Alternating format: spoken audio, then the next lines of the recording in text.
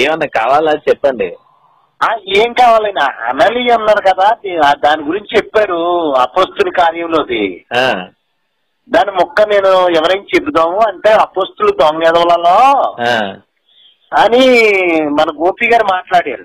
అపోస్తులు దొంగలు అని చెప్పాడు గోపి అన్న. గోపి అన్న చెప్పారు.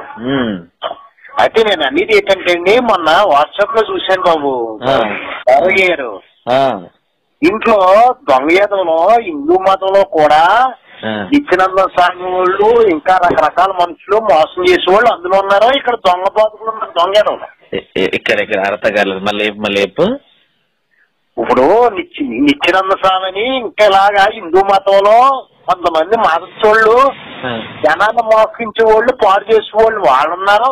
క్రైస్తవ మతంలో కూడా పిల్లలు పాడు చేసి పాస్టర్లో పని మనుషులు చేసేవాళ్ళు ఇంట్లో వాళ్ళు పాడు చేసే ఎదవలో కొంతమంది ఉన్నారు. కొంతమంది మొత్తం వాళ్ళే ఉన్నారు కానీ చెప్పండి.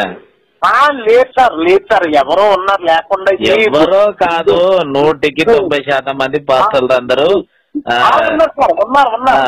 అది అయితే హిందూ మతంలో కూడా హిందూ మతంలో కూడా ఉన్నారు, లేరని మేము చెప్పట్లేదు కదా. అయితే ఒకటి సార్, అయితే ఈ యేసు ప్రభులు వీళ్ళు ఏం చేస్తారంటే అండి, ఇప్పుడు ఈ దొంగ బాధకులు అన్న వాళ్ళు, నేను ఆ పాస్టర్లు ఎమ్మని నమ్మలేదు, అన్ని గుళ్ళు మానేశాను. నేను ఎందుకు మానేసి అనుకుంటున్నాను, నేనే బైబిల్ ట్రాన్స్ఫర్ చేసుకుని దేవుణ్ణి నడుస్తున్నాను. అంటే మీకు మాకు ఒక్కడే తండ్రి, ఏ రూపంలో అయినా ఆయనకి రూపం కాపాడదు. మీరు ఏదో రూపంలో మీ విశ్వాసం కొద్ది మీరు ప్రార్థించుకుంటారో, మేము మా భక్తి కొద్ది మేము పూజించుకుంటాం. అయితే ఎందుకేంటంటే రానువారు పనికిమాలోనే మనం అనగొడుతారు. ఎందుకంటే రానువారిని పోసనాకే గోరుపాలనుకు నేను సరిపోను. ఆయన ఎలా ఉంటాడో నాకు తెలియదు, ఆయన చూడలేదు, ఆయన నేను చేయలేదు. అలాగే యేసుప్రభుల వారిని కానీ ఏహో దేవుడిని కానీ మనం అన్నకు సరిపోతారు. ఇంకా పాటలు అంటారా ఉతికారేచ్చా ఎదవలు ఏంటంటే, మా ఊళ్ళోనే ముగ్గురు ఒక అమరాబిని పాడు చేసాడు, ఒక ఎదవ అమెరికా సొమ్ము వస్తుంది. అలాగే ఒకడమ్మో ఆడి మేనల్డ్ ఎవడ ఉన్నాడు, ఆడి కన్ను పిల్లలు పాడు చేశాడు, కుర్చీని చింకొట్టేస్తే నేను అట్టుకున్నాను. అలాగే ఇంకా చాలా మంది ఎవరికైనా ఎడుతున్నారు. వీళ్ళందరూ బాధ కలిగి మానేసి నాకు బైబిల్నే ప్రార్థించుకుంటా, బైబిల్నే చూసుకుంటా, ఏదో అలాగా నా మట్టుగా ఎవరికన్నా ఉంటే చెప్తూ, లేకపోతే లేదు నోరు మూసుకుని పోతాం. అంటే దీంట్లోని ఏవో గాని దేవుడి కోసం తిడుతుంటే నేను అంత గురించి బాధ కలిగి నేను ఈ గోపి గారిని అడిగాను సార్. గోపి గారిని అడిగితే అపోస్తుల కార్యంలోని అపోస్తులందరూ దొంగ ఎదవలండి, చంపేశారండి, ఆస్తి అవన్నీ కూడా కూడబెడితేనని చెప్పారండి.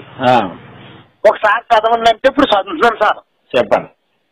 అనలి అని ఒక మనుషుడు తన భార్య అయిన సిపారితో ఏకమై పొలమైనను భార్య ఎనకనే వాడు దాని వెలలో కొంత దాచుకుని కొంత తెచ్చి అపోస్తుల పాదముల వద్ద పెట్టెను. అప్పుడు పేతురు అననీయ, నీ భూమి వెలలో కొంత దాచుకుని పరిశుద్ధాత్మను మోసపుచ్చుట సాతాను ఎందుకు నీకు నీ హృదయము ప్రేరేపించును అని అన్నాడు. అదే అక్కడ ఏం చేశాడంటే, అననీయ అనే వ్యక్తి తన భూమిని అమ్ముకున్నాడు. తన భూమిని అమ్ముకొని అపోస్తులకు ఇచ్చాడు. అందులో కొంత తన అవసరం నిమిత్తం దాచుకున్నాడు సార్. అయితే దాచుకుంటంలో దేవుని దృష్టిలోకి అది దేవుడిచ్చి నేను పూర్తిగా చదివాను సార్. అప్పుడు మీరు ఎందుకు కానీ ఒకసారి మళ్ళీ చెప్పండి నాకు. అప్పుడు మీరు చెప్పారా అననీయ అపోస్తులు చెప్పండి వాక్యం. అపోస్తులు 5:1 సార్. అవును, 5:1-6 ఉంటది అది. 5:1 సార్. అదే నువ్వు చెప్పండి. అననీయ అను ఒక మనుషుడు తన భార్య అయిన సిఫారసుతో ఏకమై పొలమైనను భార్య ఎనకనే వాడు దాని వెలలో కొంత దాచుకుని కొంత తెచ్చి అపోస్తుల పాదముల యొద్ద పెట్టెను. అప్పుడు పేతురు అననీయ, నీ భూమి వెలలో కొంత దాచుకుని పరిశుద్ధాత్మను మోసపుచ్చుటకు సాతాను ఎందుకు నీ హృదయమును ప్రేరేపించెను అన్నాడు సార్. నేను చదువుతా వినండి. ఆగండి, మీరు తప్పు చదువుతున్నట్టున్నారు. అననీయ, ఇక్కడ వినండి. అననీయ అను ఒక మనుషుడు తన భార్య భార్య అయిన సఫియారాతో ఏకమై పొలమును అమ్మెను. ఎలాగ సార్ ఎలాగా? అననీయ అను ఒక మనుషుడు తన భార్య అయిన సఫీరాతో ఏకమై పొలము అమ్మెను. ఆయన భార్య పేరు సఫియారా. చెప్పారండి. ఓకే. భార్య రెండో వాక్యం చూడండి. భార్య ఎరుకగానే వాడు దాని వెలలో కొంత దాచుకొని, అంటే భార్యకు తెలియకుండానే కొంత దాచుకొని కొంత తెచ్చి అపోస్తుల పాదముల వద్ద పెట్టెను. అంటే ఈ విషయము తను దాచుకున్న సంగతి భార్యకు తెలియదండి. సత్యరియా అన్నారు కదా, ఏకమై అన్నారు కదా, ఏకమై పొలమైనను. ఏకమై అన్న చూడ పైన. అవునా, నేను అదే చెప్తున్నా. భార్య భర్తలు ఏకమై. అవునండి, చెప్పేది వినండి, మరి తప్పుగా అర్థం చేసుకోదు అక్కడ. అననీయ, మళ్ళీ చదువుతాం వినండి. అననీయ చెప్పండి సార్. ఒక్కసారి వినండి, నేను చెప్తా. అననీయ అను ఒక మనుష్యుడు తన భార్య అయిన సఫీరాతో ఏకమై పొలము అమ్మాను. ఇద్దరు కలిసి పొలాన్ని అమ్మారండి. అవునా? ఇద్దరు కలిసి పొలాన్ని అమ్మారు. ఇద్దరు కలిసి అమ్మారు పొలాన్ని. అవును సార్. ఓకే. రెండో వాక్యం చూద్దాం. భార్య భార్యకు ఎరుకగానే వాడు దాని వెలలో దాచుకొని కొంత తెచ్చి అపోస్తుల పాదముల వద్ద పెట్టెను. అంటే భార్యకు ఈ దాచుకున్న సంగతి తెలియదండి. భార్యకు తెలియదండి ఇక్కడ. అవును సార్. ఈయన దాచుకున్న విషయం భార్యకు తెలియదు. ఓకేనా? అవును సార్. ఓకే. ఇక్కడ క్లియరే కదా? అవును సార్, క్లియర్. అప్పుడు పేతురు, అననీయ నీ భూమి వెలలో కొంత దాచుకొని పరిశుద్ధాత్మను మోసపుచ్చుటకు సాతాను ఎందుకు నీ హృదయమును ప్రేరేపించెను అన్నాడు. అంటే ఇక్కడ ఏమంటుండు? అప్పుడు పేతురు, ఈ అపోస్తలుడు అంటే పేతురు, అననీయ నీ భూమిని వెలలో కొంత దాచుకొని పరిశుద్ధాత్మను మోసపుచ్చుటకు నీ హృదయములలో ఉద్దేశించుకున్నావు. నీవు మనుషులతో కాదు దేవునితో అబద్ధమాడితివని వానితో చెప్పాను. అంటే నీ హృదయంలో దాచుకున్నావు అని నువ్వు మా దేవునితో అబద్ధం ఆడితివని మాతో చెప్పు. నీవు మనుషులతో కాదు దేవుడితో, మాతోటి అబద్ధం ఆడుతున్నావు కాదు దేవునితో అబద్ధం ఆడుతున్నావు అని నేను చెప్పిండు. ఓకేనా? ఇంతవరకు క్లియరా? అనని ఆ మాటలు వినుచు పడి వినుచునను విని వారి అందరికి మిగిలిన భయము కలిగి. అంటే ఇక్కడ ఈ వాక్యంలో అర్థం ఏమిటంటే, అతను ఎప్పుడైతే ఈ వాక్యాలు విన్నాడో అతను ఏం చెప్పాడు? ప్రాణాన్ని వదిలాడని ఇక్కడ రాసింది. దీనిలో ఇక్కడ ఇప్పుడు నిజమే అనుకుందాం మనం. నిజమే. ఎందుకు నిజమే అంటే, ఒకవేళ నిజమే అనుకుంటే ఏమైతుందంటే, వాళ్ళు ఈయన మాటలు వినగానే ప్రాణం పోయింది, అతను ప్రాణం వదిలేశాడు. 6వ వాక్యం చదవండి. అప్పుడు పడుచువారు లేచి వారిని బుట్టలతో చుట్టుకొని మోసుకొని పోయి పాతి పెట్టింది. ఇక్కడ వినండి. అక్కడ పడుచు వాళ్ళంటే యువకులు ఉన్న వాళ్ళు తీసుకెళ్లి వారిని బొంద తీసి బొందలో పెట్టారు. అవును సార్. మంచిది. ఇది బాగానే ఉంది. బాగానే అంటే నేను ఇవన్నీ క్లియర్ గా చదువుతున్నా, నేను అర్థం చెప్తా. ఇంచుమించు 3 గంటల సేపటి తర్వాత వాని భార్య జరిగినది ఎరుగగా లోపలికి వచ్చాను. ఈ విషయం ఏమి తెలీదు, ఏమైందని భార్య అతని దగ్గరకు వచ్చింది. అందుకు పేతురు, ప్రభు యొక్క ఆత్మను శోధించుటకు మీరు ఎందుకు ఏకీభవించితిరి? ప్రభు యొక్క ఆత్మను శోధించుటకు. ఇంచుమించు 3 గంటల సేపటికి వాని భార్య జరిగినది ఉన్నంటారు. వాని భార్య జరిగినది ఎరగక అవును ఉన్నది సార్. లోపలికి వచ్చాక అప్పుడు పేతురు, మీరు ఈ భూమిని ఇంతకైనా అమ్ముతారా? నాతో చెప్పమని. రైట్. 7 ఇంచుమించు 3 గంటల సేపటి తర్వాత వాని భార్య జరిగినది ఎరుగగా తెలియకుండానే పేతురు దగ్గరికి వచ్చింది. అప్పుడు పేతురు, ఆ భూమిని మీరు ఇంతకే అమ్మితిరా అని నాతో చెప్పమని ఆమెను అడిగాను. ఇంతకే అమ్మితిరా అని నాతో చెప్పమని అడిగాను. అందుకు ఆమె అవునని ఇంతకే అని చెప్పాను. చెప్పాను. అందుకు పేతురు ప్రభు యొక్క ఆత్మను శోధించుటకు మీరు ఎందుకు ఏకీభవించితిరి? ఇదిగో నీ పెనిమిటిని పాతి పెట్టిన వారి పాదములో పాకిటనే ఉన్నవి, వారు నిన్ను మోసుకొని పోవుదురని ఆమెతో చెప్పాను. అంతే సార్, అంతే సార్. అంటే వెంటనే ఆమె కూడా అతని పాదం వద్ద పడి విడిచును. అంటే ఈ వాక్యంలో అంటే ఇక్కడ వినండి ఇక్కడ వినండి. ఒకవేళ ఇతను తప్పు చేశాడు అనుకో, ప్రాణం వదిలేశాడే అనుకో, ఈమె భార్య వచ్చే వరకు ఎందుకు వెయిట్ చేయలేదు? ఈమె భార్యకి శవాన్ని ఎందుకు అప్పచెప్పలేదు? తీసుకెళ్లి 3 గంటలు కాకముందుకే ఎందుకు పూడ్చి బొందబెట్టారు వారిని? చెప్పండి ఒకసారి. నేను ఎందుకంటున్నానంటే సారు, ఈ భార్యకి తెలియకుండా ఉండదు. ఈ 3 గంటలంటే ఇదంతా ఆవిడకి తెలుసుంటే తెలుసు. ఇప్పుడు ఆమె ఇక్కడ వచ్చింది తెలియకుండా, ఆమె గబెల్లని ఇక్కడికి వచ్చి ఏమైంది అంటే, లేదు నీ భర్త చనిపోయాడు, ఇక్కడనే పాతి పెట్టారు, కాళ్ళ దగ్గర ఉండ్రు అని చెప్పారు. ఈ మరణ వార్త విని చుట్టుపక్కల వాళ్ళు భయపడ్డారు. వీళ్ళు రాసుకున్నారు. కానీ ఒరిజినల్ గా జరిగింది ఏంటంటే, వీడు అమ్మిన సొమ్ము వేరేవాడు వచ్చి ఈ పేతురు అనేవాడికి చెప్తే వాడిని చంపి బొంద పెట్టారు అక్కడ. తర్వాత ఈయన భార్య వస్తే కూడా చంపి బొంద పెట్టారు. ఇంకా ముందు ఇలాంటి పనులు చేయకూడదు వార్నింగ్ ఇచ్చే వాళ్ళకి. ఈ సందర్భంలో ఆ భార్యకు తెలియకుండానే చంపి బొంద పెట్టారు ఆడ. 3 గంటలు కూడా గడవలేదు ఆడ. ఇప్పుడు యేసుకు సిలువేసిన తర్వాత దించి ఎవరికి ఇచ్చారు? దించి వాళ్ళ కుటుంబ సభ్యులకు ఇచ్చారా లేదా?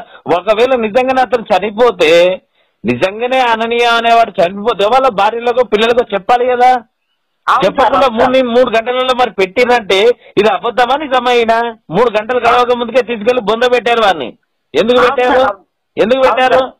అయితే సార్ మీరు ఇంకోటి, ఈడేం మోసం చేసిన సొమ్ము కాదు. వీడి ఏమి ఈ దశమ భాగాన్ని వాని ఆస్తి, వాని సొంత ఆస్తిని అమ్ముకొని తీసుకెళ్లి వాళ్ళకి ఇస్తే, అది కూడా తన అవసరం నిమిత్తమే దాచుకున్నాడు. అవును సార్. తన ఆస్తి తనని దాచుకుంటే వీళ్ళు చంపాయని బొంద పెట్టాల్సిన పని ఏముంది? అవును సార్. అయితే ఇది యేసు ప్రభువు వారే చంపేశారు అంటున్నాడండి. అపోస్తులు అంటే మరి వీళ్ళే కదా, అపోస్తులే కదా చంపింది అక్కడ. అలాగే సార్. ఇప్పుడు అపోస్తులు చంపారు, బళ్ళుతో పొడిచారు, లేకపోతే కొందరించుకుని పొడిచారు. అపోస్తులు చేసిన పనులే ఇవి. అపోస్తులు ఈ 10% కాదు, వాడు ఆస్తి 10% భాగం కూడా కాదాడ. తన ఆస్తిని, ఇంకా ఉన్న ఆస్తిని అపోస్తులకు ఇద్దామని తీసుకొచ్చాడు. ఇద్దరు కలిసి భార్య భర్త కలిసి తన ఆస్తిని అమ్మారు. తన అవసరాలకు నిమిత్తం కొంత దాచుకున్నాడు, కొంత తీసుకెళ్లి ఇచ్చాడు. అవునా గానా? లేదు నువ్వు మొత్తం అమ్మినావు కదా, మొత్తం ఏమైనా మనం సాగుకొట్టాల్సిన పనే ఉంది. వీళ్ళకు సాగుకొట్టి బొంద పెట్టాల్సిన పనే ఉంది. సార్ అలా అనుకోనాకి మనం తప్పడానికి ఏముంది? ఈడ చనిపోయిన వ్యక్తిని ఎవరికి ఇవ్వాలి? వాళ్ళ కుటుంబ సభ్యులకు అప్పచెప్పాలి. లేదయ్యా ఇలా తప్పు చేసినా ఎమ్మటి చనిపోయాడు అని తీసుకెళ్లి వాళ్ళ ఫ్యామిలీకి అప్పచెప్పాలి. కానీ ఈడేం జరిగింది? తీసుకెళ్లి డైరెక్ట్ గా బొంద పెట్టారు. 3 గంటలు కూడా గడవక ముందుగా బొంద పెట్టేసారు చంపేవాడిని. మళ్ళీ తర్వాత వాళ్ళ భార్య వచ్చి అడితే వాళ్ళ భార్యను కూడా చంపి బొంద పెట్టారు అక్కడ. సార్ ఇప్పుడు నేను చెప్పేది ఏంటంటే సార్, వాళ్ళు చంపినట్టు అది రూల్స్ అది లేదు, అది కర్మ క్లియర్ గా కనిపిస్తుంది కదయ్యా. ఇప్పుడు ఏసుకు ఊరేసిన తర్వాత తీసుకెళ్లి వాళ్ళ ఫ్యామిలీకి అప్పచెప్పారా లేదా? వీళ్ళని ఎందుకు బొంద పెట్టాల్సింది? వీళ్ళను ఇమీడియట్ గా 3 గంటల లోపే ఫ్యామిలీకి అప్పగించలేదు సార్. అది ధనవంతుడన్న అతను నాకు అప్పగించమంటే ఈయన నిజంగానే ప్రాణం వదిలితే వాళ్ళ కుటుంబ సభ్యులకు ఇవ్వాలి కదా. వీళ్ళెవడు వాడిని చంపి బొంద పెట్టనీక. ఇప్పుడు నేనున్నానండి, రోడ్డు మీద పడిపోతాను, చనిపోతాను, నా కుటుంబం వాళ్ళకి ఫ్యామిలీకి ఇన్ఫార్మ్ చేస్తారు, వాళ్ళు వచ్చి తీసుకెళ్తారు నా శవాన్ని. కానీ ఎవడు పడితే వాడు బొంద పెట్టాడు కదా. తొవ్వి బొంద పెట్టిందంటే వాడు ఏదో పనులు చేస్తేనే బొంద పెడతాడు వాడు కప్పెట్టడానికి. అపోస్తలు అనే వాళ్ళు ఈ నాస్తిని కట్ చేయనిక ఇది విని ఇంకా ఇక్కడ ఏం చెప్పిండు మనుషులతో? ఇక్కడ ఏం చెప్పారంటే, ఆల్రెడీ అక్కడ ఉన్న యువకులు తీసుకెళ్లి ఈ వాక్య మరణ వార్త విని అక్కడ ఉన్న వాళ్ళందరూ, చుట్టుపక్కల ఉన్న వాళ్ళందరూ భయపడ్డారు. ఎందుకు భయపడ్డారు? ఇలాంటి జరుగుతాయని బెదిరి పెట్టారు, ఇంకోసారి ఇలాంటి పనులు చేయాలని. ఎవరైనా ఇంత ఎవరి ఈ అపోస్తులు అంటే ఈ వాక్యం సరిపోద్ది ఈ అపోస్తులకు.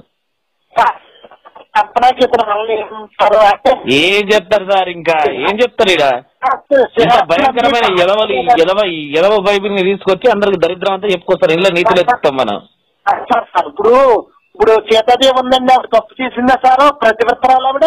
మరి సీతాదేవికి తప్పు చేయలేదు.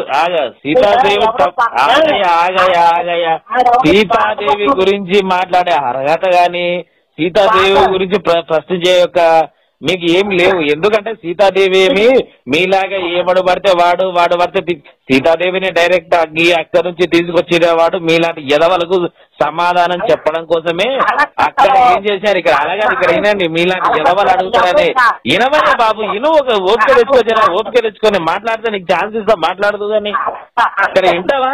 నేను నీకు అవకాశం ఇస్తా, విను. ఇక్కడ ఇక్కడ ఇను సామి విను, నేను నీకు అవకాశం ఇస్తా కదా, ఆగు. సీతాదేవిని రావణ లంక నుండి తీసుకొచ్చే ముందు రాముడే కాదు ఇలాంటి మచ్చ ఆమె మీద పడుతుందని ఏం చేశారంటే అగ్ని ప్రవేశం చేసి బయటకు తీసుకొచ్చారు ఆమెను. ఎందుకు ఇలా ఆగండి, ఇక్కడ విను, నేను నీకు ఇస్తా కదా అవకాశం, విను. ఇక్కడ విను అయ్యా, నీకు ఇస్తా కదా అవకాశం, ఎందుకు మొత్తుకుంటున్నావు? ఆగు, ఇను, ఇస్తలేదు నీకు అవకాశం, మాట్లాడదు కానీ చెప్పినాక నువ్వు మాట్లాడు, నువ్వు దానికి మళ్ళీ ఆన్సర్ చెప్తా నీకు. చెప్పు. ప్రతి ఎదవా మాట్లాడడమే సీతాదేవి గురించి. ఇలాంటి ఆయన మామూలు మనిషి అయితే తీసుకెళ్లేవాడు, కానీ ధర్మం తెలిసిన ఆయన రాజ్యపాలన చేయాలి కాబట్టి నేను రాజుని, సీతకు తన మీద అపారమైనటువంటి నమ్మకం ఉంది కాబట్టి ఆయన ఏం చేశాడు, ఈయన రాజు, రేపు సీతకు అవమానం జరుగుతుంది కాబట్టి ఇలాంటివి జరగదని ఆమె అగ్ని ప్రవేశం అక్కడి నుంచి పెట్టి తీసుకొచ్చారు. కానీ మరి మీ మేరీకి కనీసం బైబిల్ ప్రకారం బురద నీళ్ళు కూడా దాపలేదు కదా ఈమె కన్యని నిరూపించుకోవడానికి. కనీసం మరి కన్యకు పుట్టాడు అంటే కనీసం తెల్లని వస్త్రం కలిపి యేసుపు మొదటి రాత్రి చేయలేదు కదా ఆమె కన్యత్వ లక్షణాన్ని పరీక్షించడానికి. మీరు ఎలా అర్హత సాధిస్తారు? మరి కర్ణుడు ఉన్నాడు కదా, కర్ణుడు మరి సూర్యుడు మింగేశాడన్నారు, అది ఇప్పుడు నువ్వు కర్ణుడు కదా, కర్ణుడు కంసకాల్లో పుట్టేశాడు, సూర్యుడు వచ్చి మింగేస్తే పుట్టాడు కదా. సూర్యుడు వచ్చి మింగలేదా నాయన? ఒరే, సూర్యుడు డైరెక్ట్ వచ్చి ప్రసాదం ఆయన సూర్యుడు డైరెక్ట్ సూర్యభగవానుడు తీసుకొచ్చి చేతిలో పెట్టాడు. అక్కడ అయోనిజుడు అంటారు. అరే బాబు ఇంద్ర, అయోనిజుడు కర్ణుడు అనేవాడు అయోనిజుడు అంటే యోని ద్వారా గాని గర్భం ద్వారా గాని పుట్టనివాడు. డైరెక్ట్ ఒక పాపను బిడ్డని తన చేతిలో పెట్టి పోయాడు. అక్కడ గర్భం దాల్చలేదురా బేవర్సు. అరే బేవర్సు, ఇక్కడ ఇంద్ర అయోనిజుడు ఇంద్ర బాబు. అరే ఎల్లి పువ్వు లంచోడక ఈయన అయోనిజుడు. అరే లంచోడకని అమ్మ పువ్వు దెంగ లంచోడక ఈయన ఓపికలేదు బొచ్చులేదు. అయోనిజుడు కర్ణుడు అయోనిజుడు లంచోడక నీ అమ్మ గాడిని పువ్వుని దెంగ గాడి నోట్ల నా తల్లి మళ్ళీ లంచోడక చెత్త లంచోడ ఎగేసుకొని వస్తారు. కొత్తలో ఆడబెట్టి వస్తుంది దెంగ లంచోడక మీరు పువ్వుని దెంగ గాడిని లంచోడక పూగుముండ లంచోడక. కనీసం బురద నీళ్ళు దాపారా దానికి అది కన్యనా కదా పరీక్ష బురద నీళ్ళు అన్న దాపారా దానికి బేవర్స్ లంచోడక చెప్పడానికి పెద్ద నీతులు నీ అమ్మ పువ్వు నీ దెంగ.